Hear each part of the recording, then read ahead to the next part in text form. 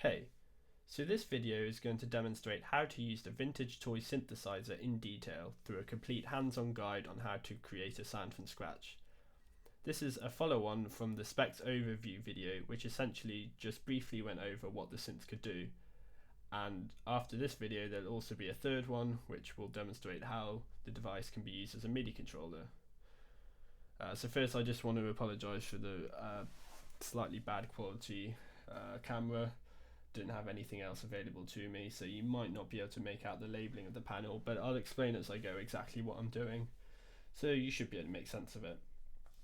So this is the panel, and we're going to start with the oscillators, as this is where this is where the sound is generated and the start of the sound source.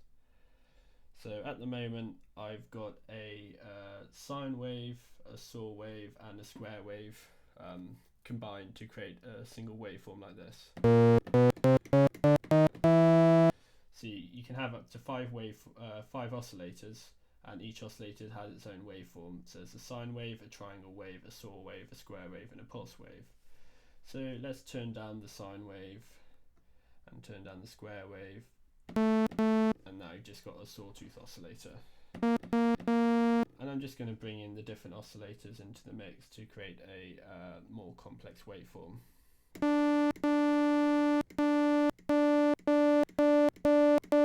So that's bringing in the sine wave. That's bringing in the square wave. And you'll notice that that oscillator is actually 2 octaves lower than the other two. And that brings me on to the next point of how each oscillator has its own coarse tune, which is this row here. So I could change the coarse tune of the square wave to bring it up to the same tune as the rest of them.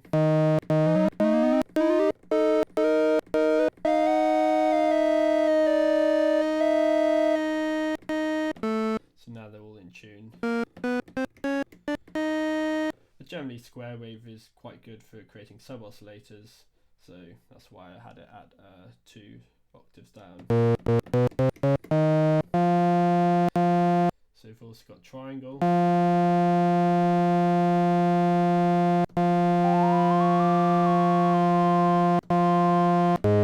So having individual coarse tunes for each oscillator allows you to create chords, which I really like.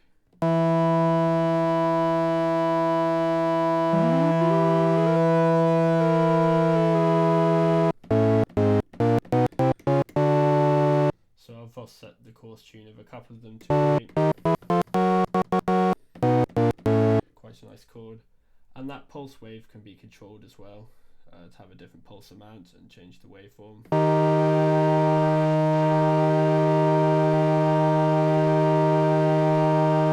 As you can hear there. And the final control of the oscillator section is this phase spread control. So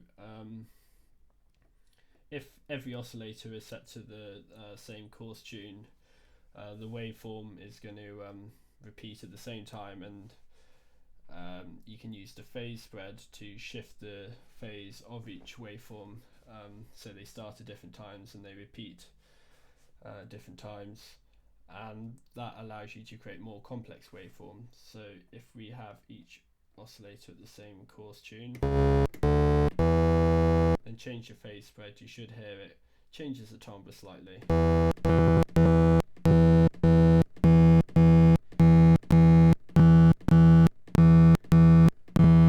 What it'd essentially be doing is creating some kind of filtering as the oscillators are shifted very slightly out of phase.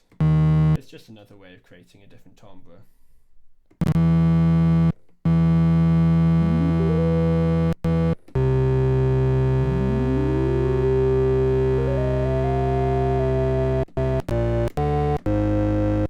Okay, next let's move on to the filter.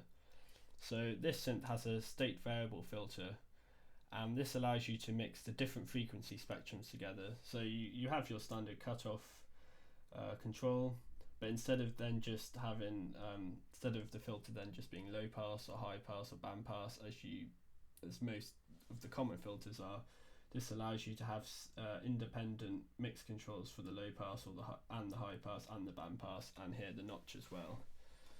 So at the moment I've just got the low pass up, so as I change the frequency you'll hear it's just letting through the frequencies under the cutoff value.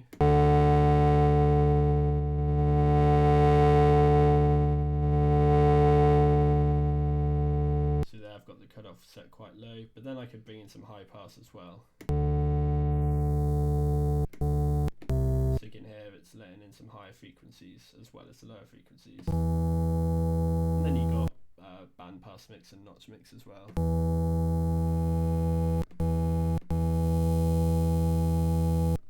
And like with most filters, you've got resonance as well.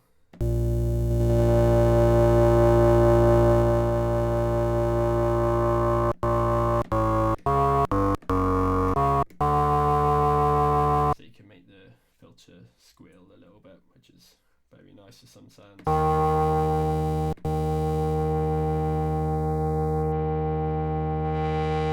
So I'm just going to leave it as a just low pass mix for now.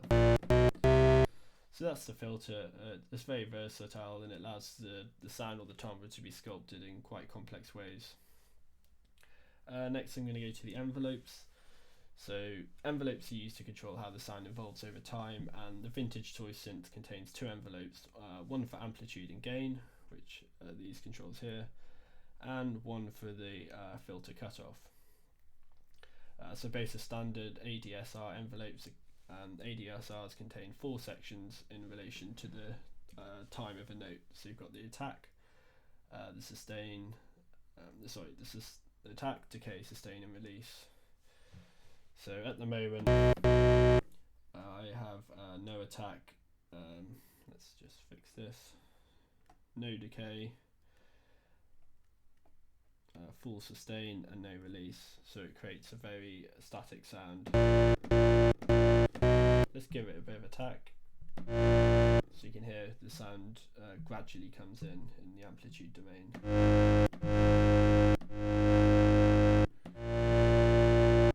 So if we turn the sustain down a little bit and give it a bit of decay, you'll hear that after it reaches the peak amount it will then drop to a lower sustain value.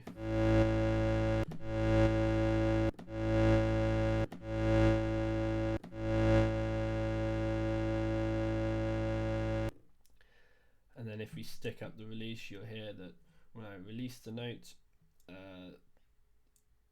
it makes when I release the key, it makes the sound decay, release over time.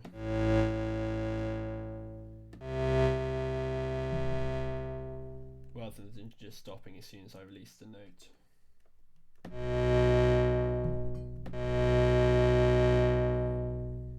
So that was the amplitude envelope. With the filter envelope, you'll hear that as I give it some attack,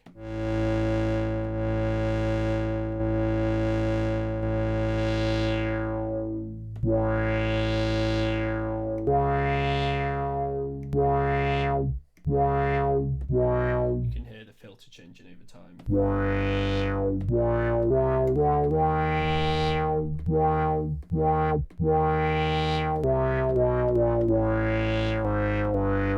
So they're both very standard envelopes that you'd find on commercial synthesizers. So next let's go on to the LFO, which is here. So this LFOs are usually used to create repeating rhythmic modulation to parameters.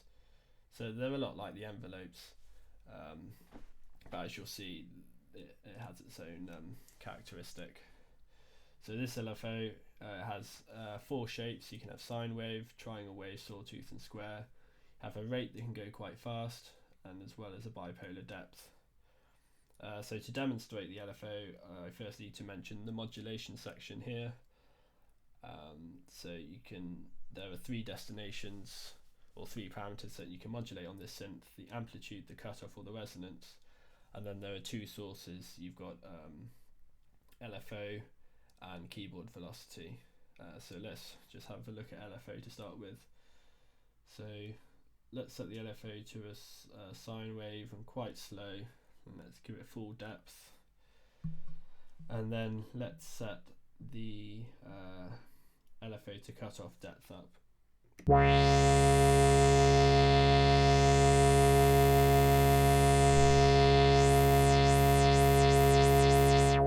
And there you can hear that there's the cutoff is going up and down in a sine wave fashion.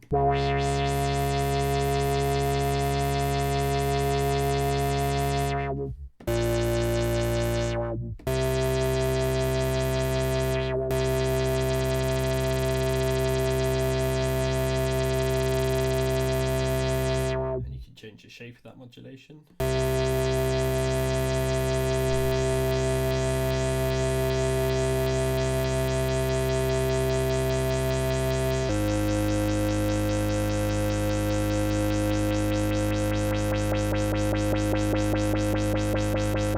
So that's changing the cutoff with a sawtooth LFO. And then you can also change things like the amplitude and the resonance, as I said, with the same LFO, but with different depths. So each modulation has its own bipolar depth, so you can go positive and negative. So for example, we could reduce the amplitude with this LFO.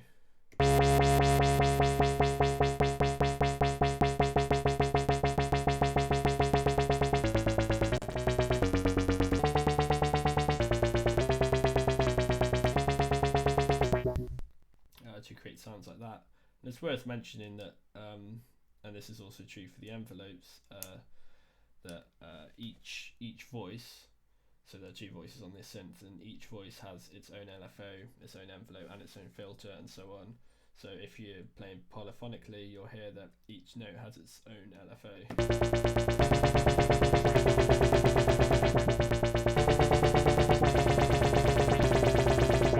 So if you hit the keys out of sync, the LFOs are going to be out of sync, or if you hit them together.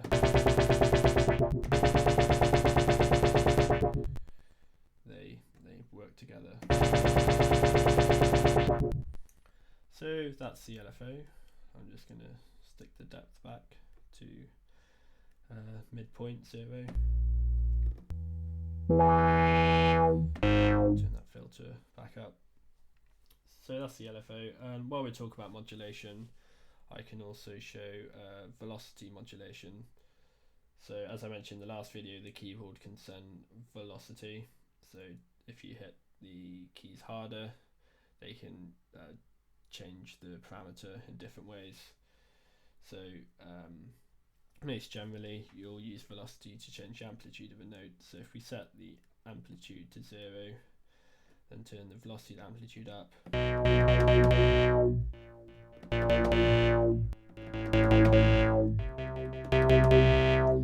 You'll hear that the harder you press the key, the louder the note is.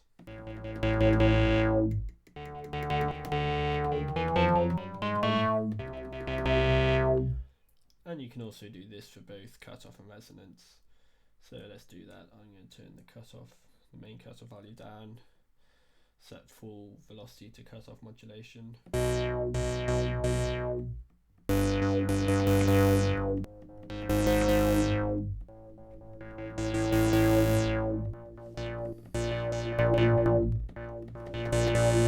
So as I hit it harder, you can hear the cutoff value is increasing. And same for resonance.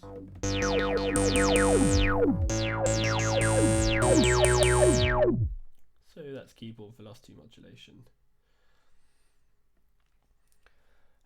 Where next? Keyboard section. So these three controls here set exactly what notes the keyboard sends. So first we have scale. So this sets the musical scale that the keyboard plays. So if I hold two notes, actually the best way to demonstrate this might be with just not only a couple of oscillators.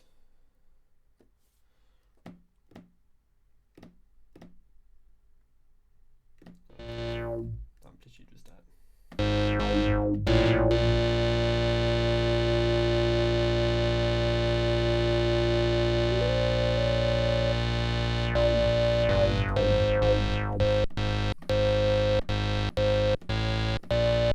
So if I hold 2 notes. 1 second.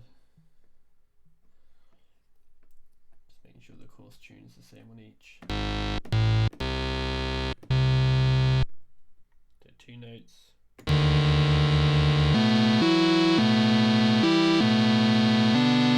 So you can hear that's just changing the scale. Probably not the best demonstration of it, but at the start you have a chromatic scale. Turn the octave up. You've got some major scales. Major pentatonic.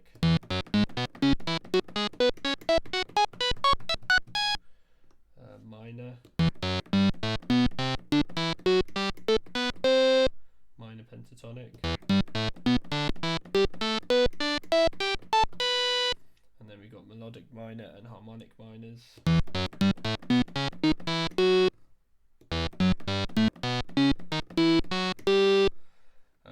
One I really like is the blues scale.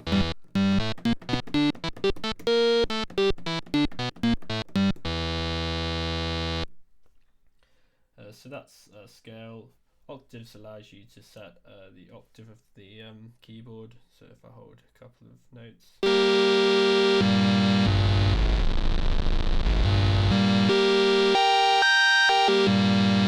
set the octave there. Just going to increase the note here.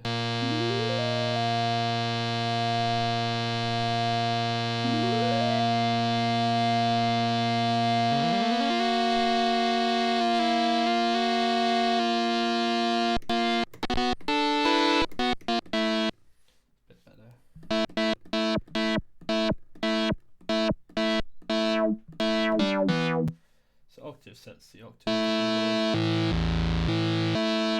and then transpose sets the semitone.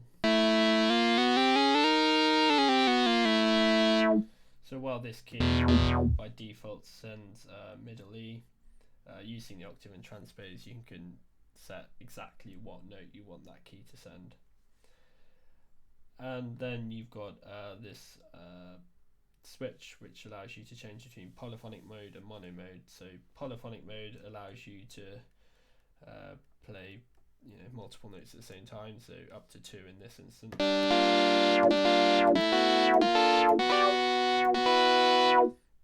And it's got last note stealing as well, so if you try and play a third note it steals the previous note, so you can do things like this.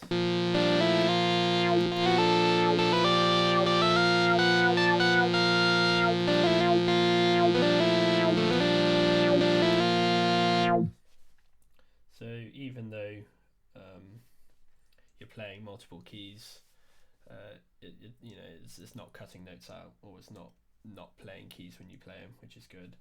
The mono mode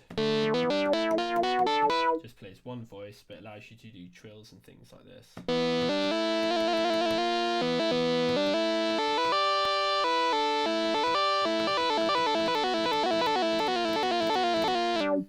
Which is what you'd expect from a classic analog mono synth. So let's stick that back in poly mode. So that's the keyboard section and the voice section. Next we got distortion. So this is digital distortion, and it can be quite subtle, just to beef the sound up a little bit.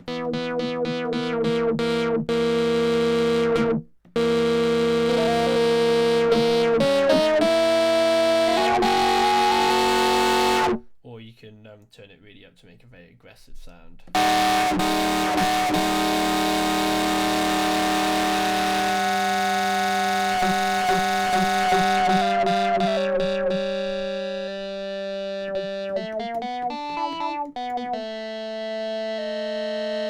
So here there's a bit of a crosstalk on the panel there with the distortion incorrectly modifying the note of an oscillator.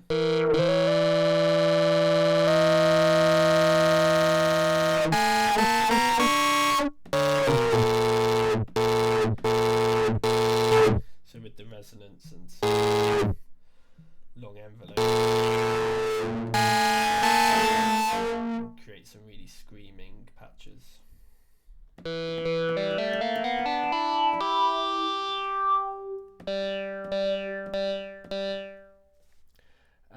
brings me on to the final parameter of the synth, which is probably the most unique one, and that's the vintage amount one here. So as it's a vintage toy piano, I thought it would be good to allow the sound to be old or vintage in some way. So this parameter allows the synth to model old or even broken analog synthesizers by applying random pitch offsets to each voice, as well as detuning each oscillator within a note or voice. So what's the best way to demo this? Let's get a couple of oscillators running.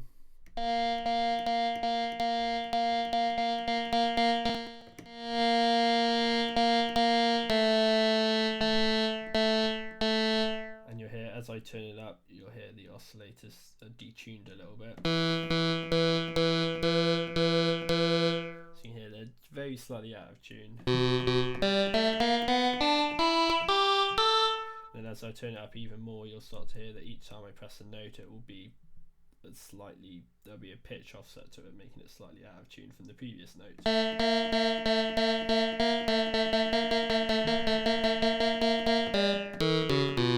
So when it's really high, it might not be that musically useful, it kind of sounds quite terrible. But in moderation and subtlety,